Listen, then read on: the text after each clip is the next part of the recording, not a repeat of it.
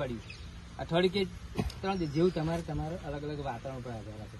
તમારે ત્યાં કંઈક વાતાવરણ અલગ હોય તો આ ટાઈપ જલ્દી થઈ જાય, કાં તો 10 દિવસ બી લાગે.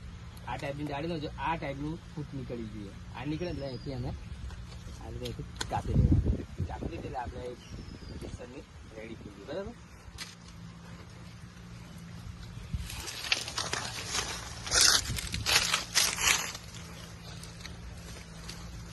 આપણી પાસે ચપ્પુ ને કટર ઓછા છે એટલે બ્લેડનો ઉપયોગ કરીશું. એના માટે ચપ્પુ અલગથી આવે.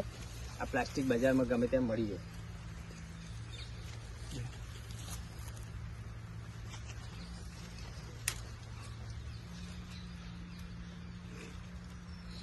આપણો દેશી રોપ છે. આ પાસે છે આપણો કેસર કે રાજાપુરી કોઈ બી માની લો.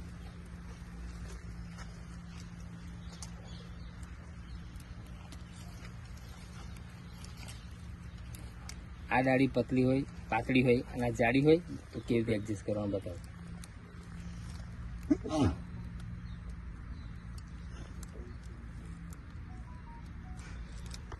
જો હવે બંને બાજુ આની છાલ રહેવી જોઈએ.